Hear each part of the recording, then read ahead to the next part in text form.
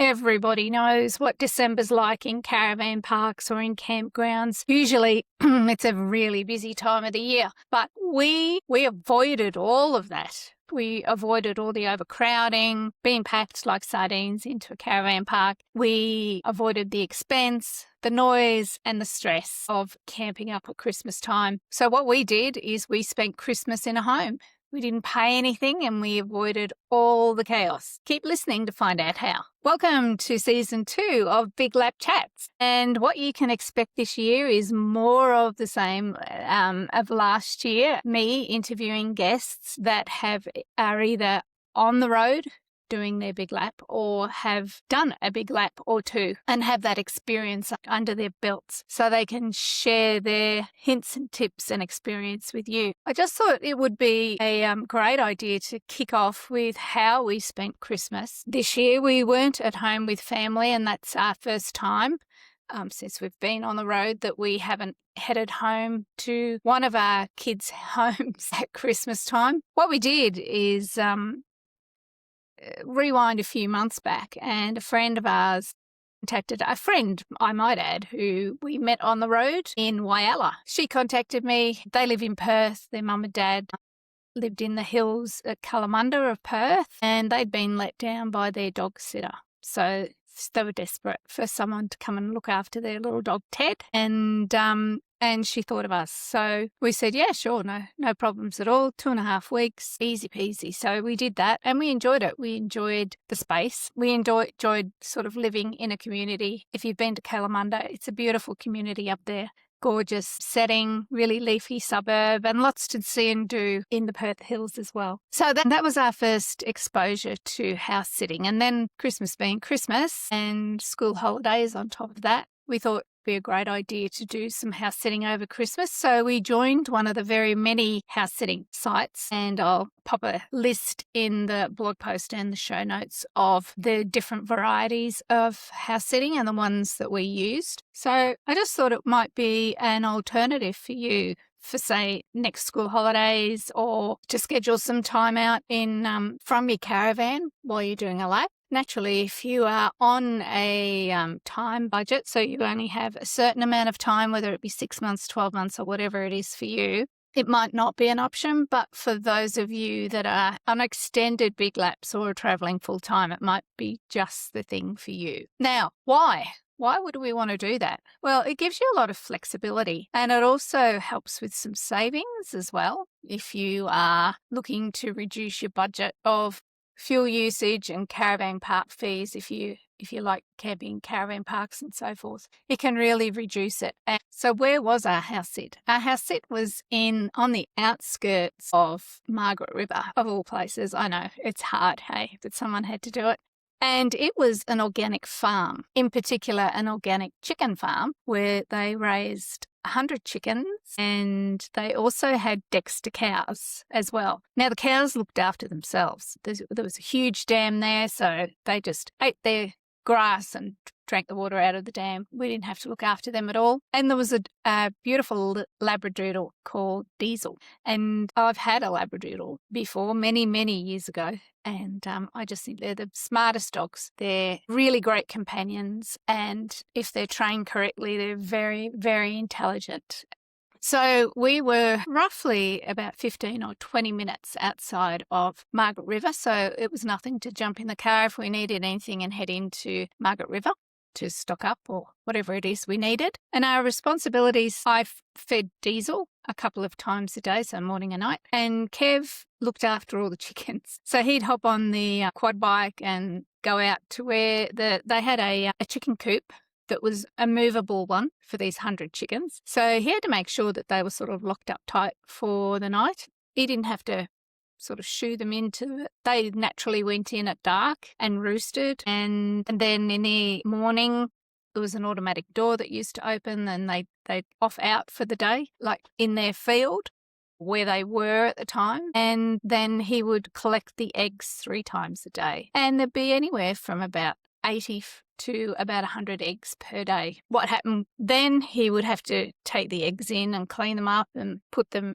in a little storage shed, and then the farmhand would come along. He used to work there 4 days a week. He'd come along and sort them and get them ready for market. And then another chap used to come around, get their beef and eggs and take them to the Margaret River markets. So that's what our responsibilities were. So not that it wasn't taxing at all. We found it fairly easy, and we had the luxury of staying in a house with a full-size kitchen and a full-size bed and lots of space. This was on, I think it was, the farm was about 185 acres. So we were literally in the middle of nowhere on the outskirts of Margaret River. So that was pretty cool. We really enjoyed it. And it's something that we would consider again, but humans being humans, we're a strange bunch, aren't we? After about a week or so, we were ready to get back in the van and start exploring again. So we were there I think we got there the day before Christmas Eve, and we stayed just until midway through January, maybe a bit later. In that time if we'd have stayed in a caravan park and paid, if we say average, because I doubt whether it'd be any cheaper than $50, but there would certainly be a lot of caravan parks around Australia that would charge more than $50 in that time, December, January. So we saved around $1,350 by house sitting. So the reality of house sitting is that you will, it's not just a free ride. Generally, there'll be some pets to take care of, or maybe the owners want you to do a bit of gardening or water the garden or take the dog for a walk, or there'll be something that you have to do in return. Both the ladies from the house sitting jobs, where we had house sitting jobs, actually made the comment that the house looked cleaner when they got back from their holidays than they did when they left. That was deliberate on my part, that I wanted them to come home. I know what it's like when you come home from holidays. You've got a stack of washing to do, most likely, and you're probably frazzled if you have either travelled interstate on a long drive or you've flown in from, an overseas country somewhere and you've crossed a couple of timelines. The last thing you want to be doing is chores around the house. And it has a nice sense of welcome home and a calming effect as well, I think, when you get back. So, yes, both of the ladies were thrilled. And also, that's mentioned on the house sitting sites, you get a chance to review what you liked about where you stayed, etc. And the owner has the same privilege. So you don't want bad reviews. You want a great review. Now, for peak times and for peak areas, for example, if you look around Esperance, there's no house sitting jobs. I think I've seen one, maybe two in the last 6 months.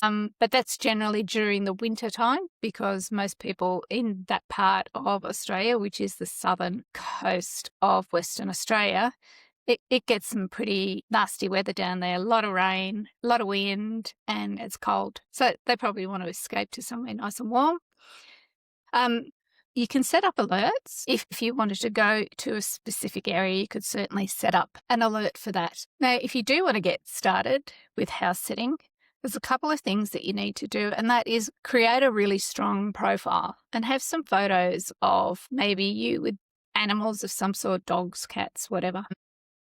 And then have a look at building up some references. If you've done house sitting before, you can always contact that person and ask for a reference. Maybe it's a private house sit that you've done. And then you can weigh up the membership cost versus the savings. I think our membership was like $80 or something. Well, we've well and truly made that money back, and it's been worth it for us. So some of the benefits, if you're lapping Australia, is that you can beat the peak season crowds like we did. You can take a break from van life and create a bit of space. You can extend your travel budget as well. And you've also got access to, a full-size laundry, kitchen, some Wi-Fi, and a lot of space, depending on the size of the property. Here are some success tips about house sitting. So communicate clearly upfront what it is that you're looking for. Understand all the responsibilities before you commit. So ask a lot of questions if you feel like you need to do that. We also went and met the people on both occasions. So we had a chat. They showed us around their home. They showed us what needed doing, what they wanted us to look after, where the dog food was, all those sorts of things, what was and wasn't expected of us as well. So that was good. You find out where you can store your van, and you can also use that base to explore that area where you are. Some of the red flags that I would consider is if there's unclear expectations, if they keep fobbing you off with, I'll explain that later. I'll explain that later. Poor communication from the owners in the beginning when you're negotiating whether you're going to do this house sit or not. In both occasions, we've had excellent communication with the owners, and even in our Margaret River house sit, even though the owners were overseas and on completely different time, they would always get back to us as soon as they saw our message. So we didn't have any problem with that. And any sort of unreasonable demands, like you have to pay for this and you have to pay for that, like you pay for your electricity and your Wi-Fi, and normally house sitting is a swap of you do this for me and you can stay here free. And then some of the concerns that some people have is, well, what if something goes wrong? On both occasions that we've done a house sit, there has been a list of things, and it's included emergency contacts, insurances. Like, for example, in our Margaret River house sit again, Diesel was fully insured, so if anything happened to him, all the information was left for us, which vet to take him to, and don't worry about the cost because it was all covered. Likewise with our first one, because of our friend that also lived in Perth, and then her brother also lived in Kalamunda itself, we could contact them at a moment's notice if anything went wrong. I can happily report neither of those instances where we did a house sit, anything went wrong. So it was all good. Also, being out of your caravan gives you a fantastic opportunity to give it a deep clean if that's your thing. I did. I pulled a lot of stuff out, dropped about 4 dress sizes over the last year. So I had a lot of clothes that just don't fit me anymore. So I gathered all those up and donated them to the local charities. So it gives you an opportunity to just go through everything. Check the dates on any of your dry goods that you might have in your pantry, those sorts of things. Pulled out all the seats and cleaned in there, and just basically gave the van a good clean inside, which didn't take much at all because I'm pretty onto it most weeks anyway. If you're wondering how to get going, I would say just do a couple of short house sits, maybe 3 days, maybe a week, and just see if you like it or not. You might not like it. I would tend to do that rather than take on a longer sit. For us, we kind of think a week would be sort of bare minimum. We prefer anything from 2 weeks to 4 weeks. It gives you a nice break, and it gives you some time to get things done in that area, maybe get some mail sent to you. We had a lot of parcels sent to us in that time, so it's really great for those sorts of things. Our biggest takeaway from Christmas house sit, just on things going wrong. We did have one thing go wrong, which was completely out of our control, and that was we lost power on Christmas Day. And I really felt for any business in Margaret River or the Margaret River area that was affected by that on that day, because it went off about 1 o'clock. So it's kind of right in the middle of lunch, I guess. And it didn't come back on until about 9:30 at night. But, I mean, that in itself is pretty bad if you own a business and you're serving food and drink. Not only that, it was 40 degrees as well. We had no aircon. We were on a farm, as I've said, and of course, they don't have town water. So you rely on water from the dam, and how does the dam water get to the house? With a pump.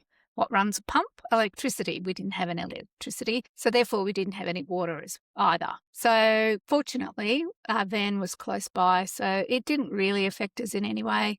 We just sat outside under the veranda trying to find a cool breeze, but that was the worst that happened to us. It was completely out of our control. The telegraph pole caught fire, apparently, burnt, brought the wires down, and it took them a while to get a new pole, put the pole up, connect the wires up, and that's why it took so long. Plus, it was Christmas Day. So everyone was very grateful to the guys that went out and fixed that on the day, I'm sure. So our biggest takeaway from a Christmas house sit, it was great. I'd do another house sit with no problems at all, especially in the busy times, if you can get a house sit during those times.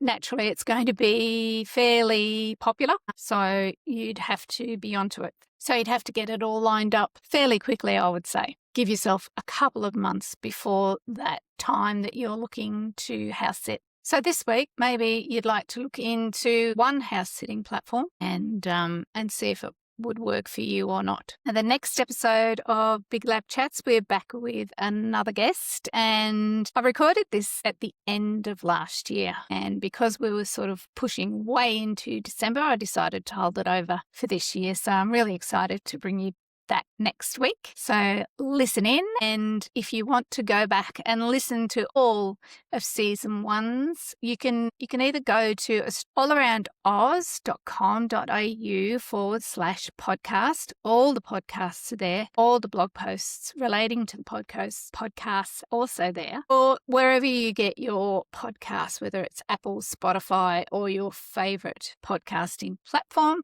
We're also on YouTube as well, so you can actually watch the podcast if that's what you prefer. Let me know if you want to contribute to the podcast, or maybe you've got a favorite YouTuber that you follow that you'd like me to interview, or you'd like them to be a guest on the show so you can hear their story and a little bit more about them. Drop me a line at g'day@allaroundoz. And if you are starting out as a caravanning newbie, we have a Facebook group called Caravanning for Newbies. And we also have a Facebook group called Planning a Lap of Australia, Hints and Tips. Lots and lots and lots of fantastic information in that group from our members. And in both groups, I don't tolerate any nonsense whatsoever. Anyone breaking the rules gets booted out really quickly. Any sort of bullying, etc., bad language, I do not tolerate. So I believe I've created a couple of spaces where you can feel comfortable asking questions, no matter how